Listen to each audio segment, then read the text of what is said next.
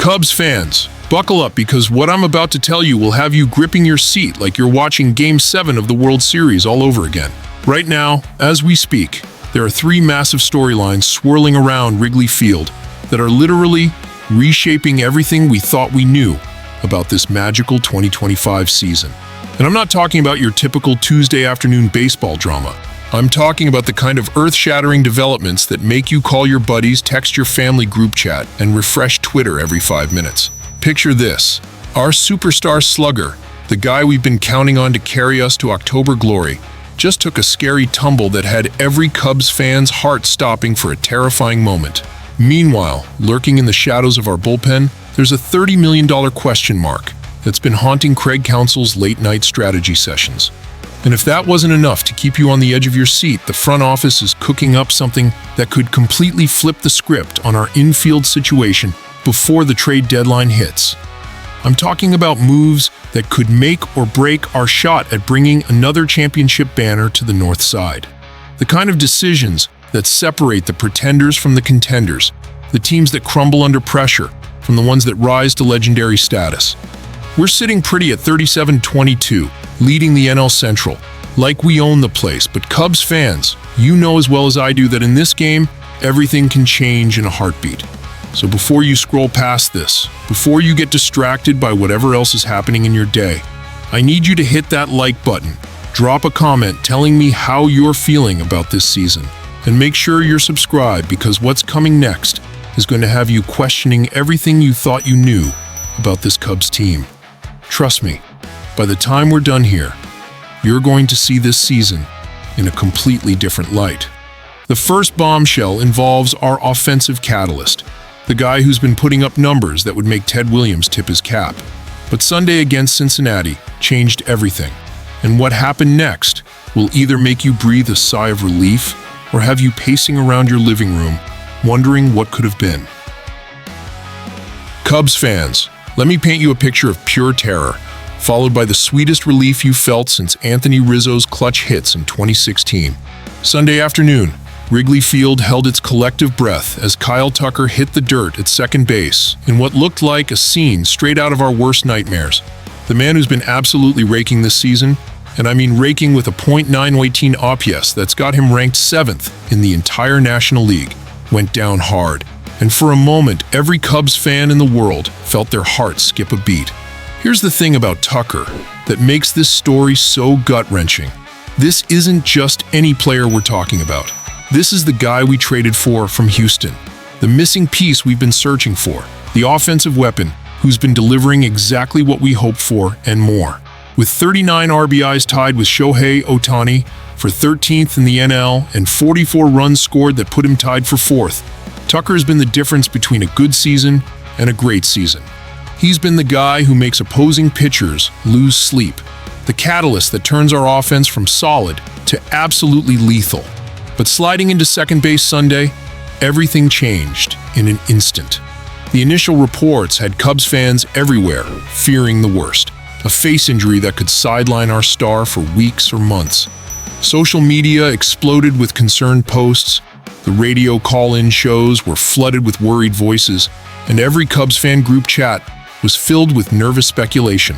We've been down this road before, haven't we? We know how quickly a championship season can turn into a heartbreaking what-if story. Then came the update that had Cubs Nation exhaling in unison. It wasn't his face at all. Kyle Tucker had jammed his right hand, and while nobody wants to see their star player hurt, a jammed finger is something we can work with. Manager Craig Counsell stepped up to the microphone and delivered the words every Cubs fan needed to hear. Tucker won't need an injured list stint. He'll be back in the lineup in a day or two, ready to continue his assault on National League pitching. But here's where this story gets really interesting. Cubs fans, Tucker's injury scare isn't happening in a vacuum. It's happening during the final year of his contract, the year that's going to determine whether he becomes a Cubs legend or just another great player who passed through Chicago. Every at-bat, every RBI, every clutch hit is building toward what could be a massive payday in free agency. The pressure is real, the stakes are enormous, and now we're holding our breath wondering if a jammed finger could throw off the rhythm of a player who's been absolutely locked in.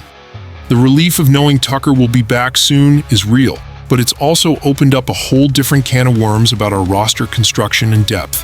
Which brings us to another storyline that's been quietly eating away at Cubs fans' confidence. A $30 million problem that's been lurking in our bullpen like a dark cloud over an otherwise sunny season.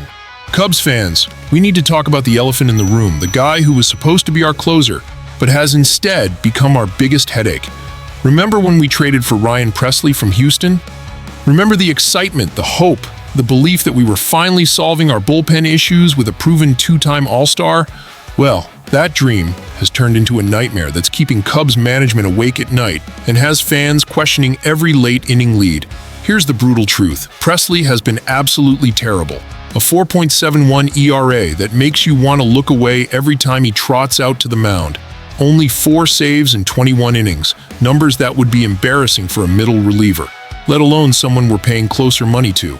Every time Craig Counsell reaches for the bullpen phone in the 9th inning, Cubs fans everywhere hold their breath and pray it's not Pressly getting the call. But here's what really stings. There's a growing suspicion that Houston knew exactly what they were doing when they let him go. The Astros, those crafty veterans of championship baseball, saw something we didn't. They knew what we're finding out the hard way, that Pressly's best days are behind him, that the stuff that made him a reliable closer has abandoned him like a fair-weather fan after a losing season. The worst part? We thought we were getting a steal, a veteran closer in his contract year, motivated to prove he's still got it, hungry for one more big payday. Instead, we got a guy who can't find the strike zone when it matters, who's been so unreliable that our bullpen depth chart looks like a game of musical chairs where nobody wants to sit in the closer's seat. Ryan Pressly was supposed to be the final piece of our championship puzzle, but instead, he's become the weak link that could derail everything we've worked for. The whispers around Chicago are getting louder. The Cubs are already looking for ways to cut ties with him before the trade deadline. Some insiders think it could happen even sooner than that. When you're paying a guy $30 million to be your closer, and he's giving you middle relief numbers, something's got to give. The irony is almost too much to bear. We've got the 3rd most wins in all of Major League Baseball. We're leading the NL Central by 4 games, and yet we're stuck with a closer who makes every save situation feel like a heart attack waiting to happen. Our offense is clicking, our rotation is solid, our team chemistry is through the roof, but when it comes to closing games, we're walking a tightrope without a net. This is where championship seasons are won and lost, Cubs fans. In those crucial final innings where games hang in the balance and every pitch matters. We can't afford to have question marks in the closer role, not when we're this close to something special. The front office knows it, the players know it, and most importantly, the fans know it. Which brings us to the final piece of this emotional puzzle. The move that could either save our season or add another layer of complexity to an already complicated situation. The Cubs are buyers at the trade deadline, but the player they're reportedly targeting might surprise you.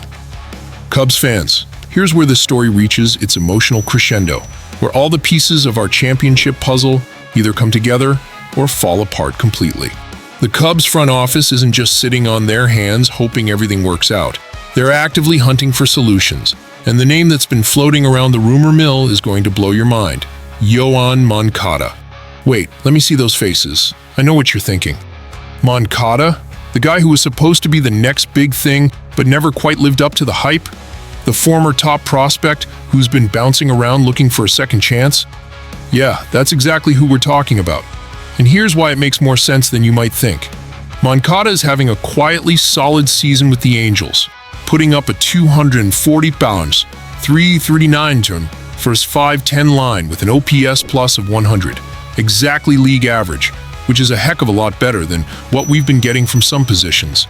More importantly, he's been heating up lately, launching 4 home runs in his last 15 games, and showing flashes of the 5-tool talent that made him one of the most sought-after international prospects ever.